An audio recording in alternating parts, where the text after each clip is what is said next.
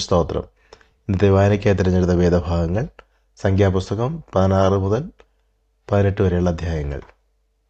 അധ്യായം 16. എന്നാൽ ലേവിയുടെ മകനായ കെഹാത്തിൻ്റെ മകനായ ഇസഹാറിൻ്റെ മകൻ കോരഹ്, രൂബൻ ഗോത്രത്തിൽ ഏലിയാബിൻ്റെ പുത്രന്മാരായ ദാദാൻ, അബീരാം, പെലേത്തിൻ്റെ മകനായ ഓൻ എന്നിവർ ഇസ്രായേൽ മക്കളിൽ സഭാപ്രധാനികളും സംഘസദസ്യന്മാരും പ്രമാണികളുമായ 250 പുരുഷന്മാരെ കൂട്ടി മോശയോട് മത്സരിച്ചു.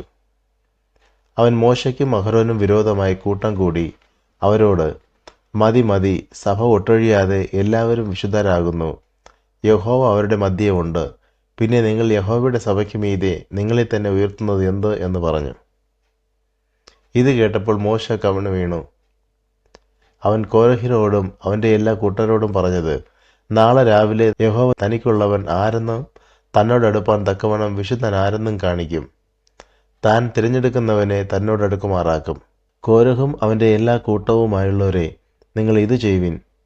ധൂപകലശം എടുത്ത് നാളെ യഹോവയുടെ സന്നിധിയിൽ അതിൽ തീയിട്ട് ധൂപവർഗം ഇടുവിൻ. യഹോവ തിരഞ്ഞെടുക്കുന്നവൻ തന്നെ വിശുദ്ധൻ. ലേവി പുത്രന്മാരെ, മതി മതി. പിന്നെ മോശ കോരഹിനോട് പറഞ്ഞത്, ലേവി പുത്രന്മാരെ കേൾപ്പിൻ.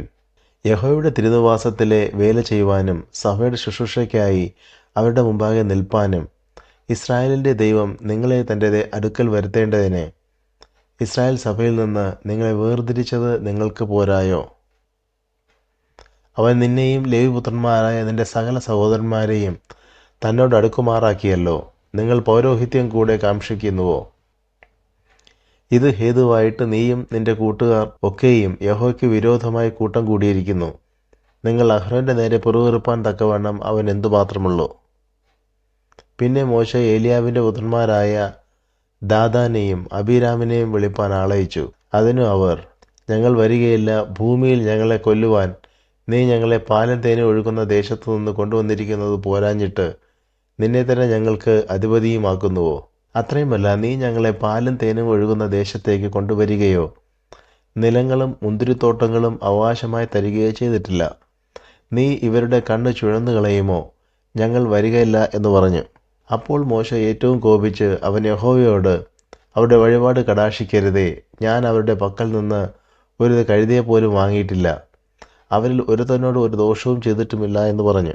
മോശ കോരഹിനോട്, നീയും നിന്റെ എല്ലാ കൂട്ടവും നാളെ യഹോവയുടെ സന്നിധിയിൽ വരേണം. നീയും അവരും അഹരോനും കൂടെ തന്നെ. നിങ്ങൾ ഓരോരുത്തൻ താന്താൻ്റെ ധൂപകലശം എടുത്ത് അവയിൽ ധൂപവർഗം ഇട്ട് ഓരോരുത്തൻ ഓരോ ധൂപകലശവുമായി 250 കലശവും യഹോവയുടെ സന്നിധിയിൽ കൊണ്ടുവരുവിൻ.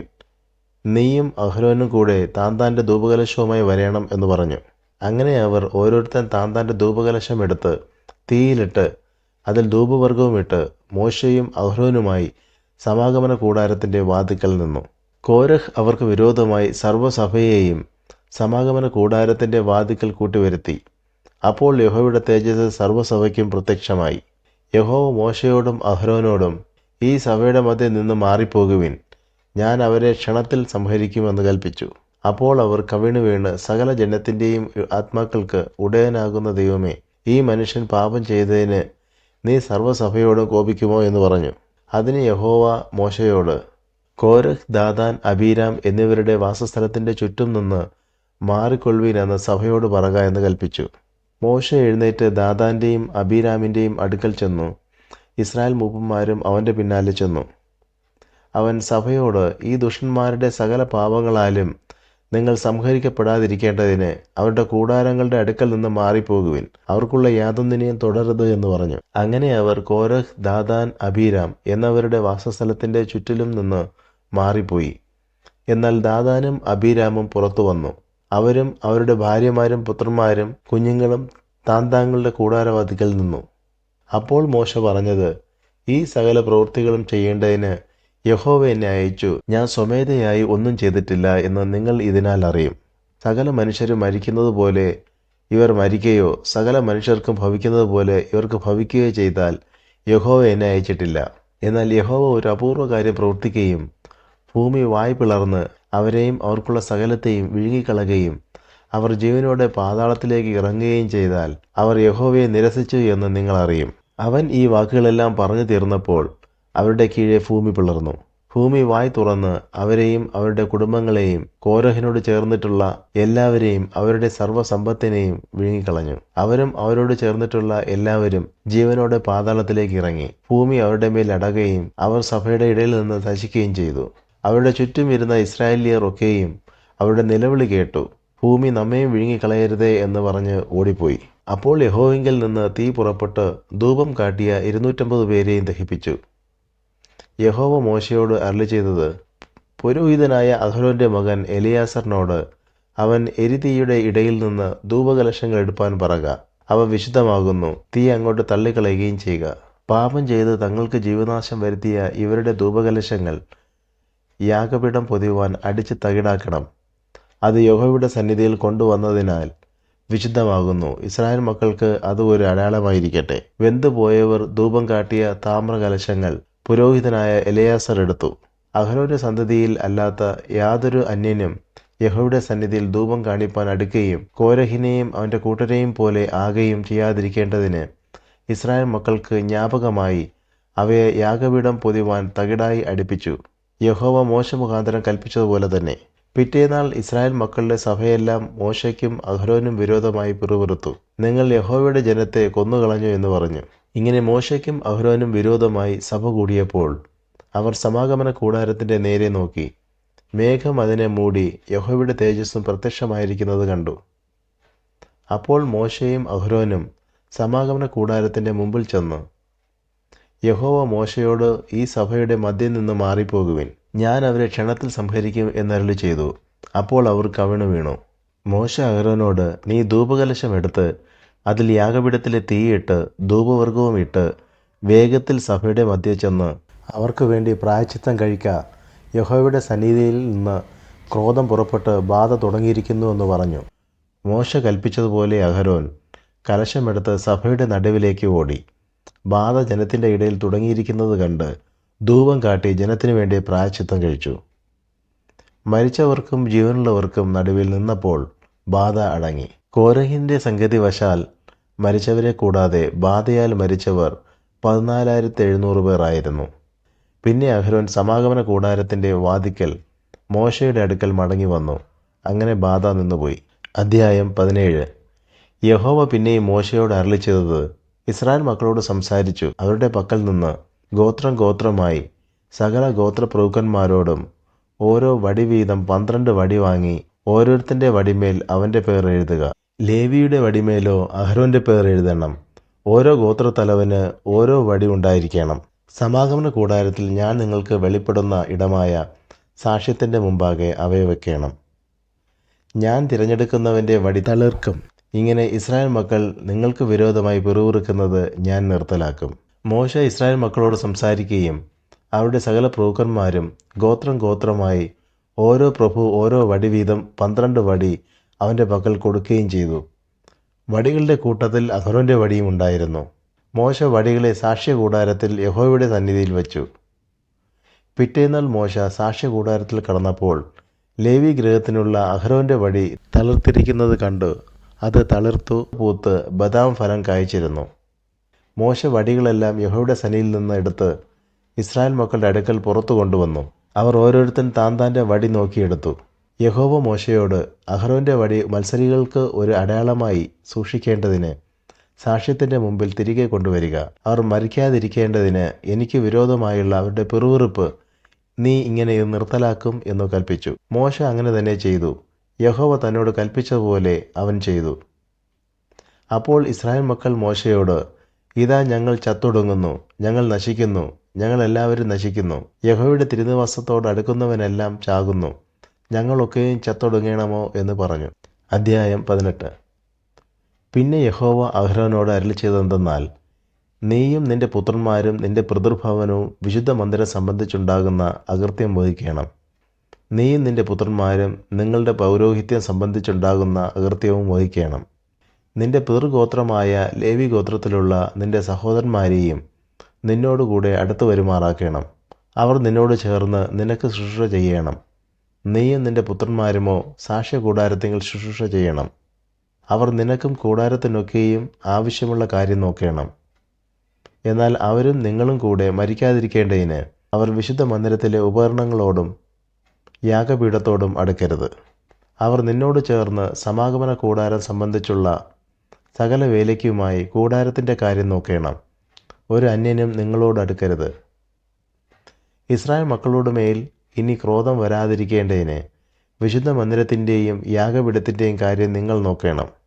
ലേവ്യരായ നിങ്ങളുടെ സഹോദരന്മാരെയോ ഞാൻ ഇസ്രായേൽ മക്കളുടെ ഇടയിൽ നിന്ന് എടുത്തിരിക്കുന്നു. യഹോവയ്ക്ക് ദാനമായിരിക്കുന്ന അവരെ സമാഗമന കൂടാരം സംബന്ധിച്ചുള്ള വേല ചെയ്യേണ്ടതിന് ഞാൻ നിങ്ങൾക്ക് ദാനം ചെയ്തിരിക്കുന്നു. ആകയാൽ നീയും നിന്റെ പുത്രന്മാരും യാഗപീഠത്തിങ്കലും തിരശ്ശീലയ്ക്കകത്തുമുള്ള സകല കാര്യത്തിലും നിങ്ങളുടെ പൗരോഹിത്യം അനുഷ്ഠിച്ച് ശുശ്രൂഷ ചെയ്യണം. പൗരോഹിത്യം ഞാൻ നിങ്ങൾക്ക് ദാനം ചെയ്തിരിക്കുന്നു. അന്യനടുത്തു വന്നാൽ മരണശിക്ഷ അനുഭവിക്കണം. യഹോവ പിന്നെയും അഹരോനോട് അരുളിച്ചെയ്തത്, ഇതാ എൻ്റെ ഉദർച്ചാർപ്പണങ്ങളുടെ കാര്യം ഞാൻ നിന്നെ ഫലമേൽപ്പിച്ചിരിക്കുന്നു. ഇസ്രായേൽ മക്കളുടെ സകല വസ്തുക്കളിലും അവയെ ഞാൻ നിനക്കും നിന്റെ പുത്രന്മാർക്കും ഓഹരിയായും ശാശ്വതാവകാശമായും തന്നിരിക്കുന്നു. തീയിൽ ദഹിപ്പിക്കാത്തതായി അതിവിശുദ്ധ വസ്തുക്കളിൽ വെച്ച് ഇത് നിനക്കുള്ളതായിരിക്കണം. അവർ എനിക്ക് അർപ്പിക്കുന്ന അവരുടെ എല്ലാ വഴിപാടും സകല ഭോജനയാഗവും സകല പാപയാഗവും സകല അകൃത്യയാഗവും അതിവിശുദ്ധമായി നിനക്കും നിന്റെ പുത്രന്മാർക്കും ഇരിക്കണം. അതിവിശുദ്ധ വസ്തുവായിട്ട് അത് ഭക്ഷിക്കണം. ആണുങ്ങളെല്ലാം അത് ഭക്ഷിക്കണം. അത് നിനക്ക് വേണ്ടി വിശുദ്ധമായിരിക്കണം. ഇസ്രായേൽ മക്കളുടെ ദാനമായുള്ള ഉദർച്ചാർപ്പണമായ ഇത് അവരുടെ സകല നിരാജന യാഗങ്ങളോടും കൂടെ നിനക്കുള്ളതാകുന്നു. ഇവയെ ഞാൻ നിനക്കും നിന്റെ പുത്രന്മാർക്കും പുത്രിമാർക്കും ശാശ്വതാവകാശമായി തന്നിരിക്കുന്നു. നിന്റെ വീട്ടിൽ ശുദ്ധിയുള്ളവനെല്ലാം അത് ഭക്ഷിക്കാം. എണ്ണയിൽ വിശേഷമായതൊക്കെയും പുതുവീഞ്ഞിലും ധാന്യത്തിലും വിശേഷമായതൊക്കെയും ഇങ്ങനെ അവർ യഹോവയ്ക്ക് അർപ്പിക്കുന്ന ആദ്യ ഫലമൊക്കെയും ഞാൻ നിനക്ക് തന്നിരിക്കുന്നു.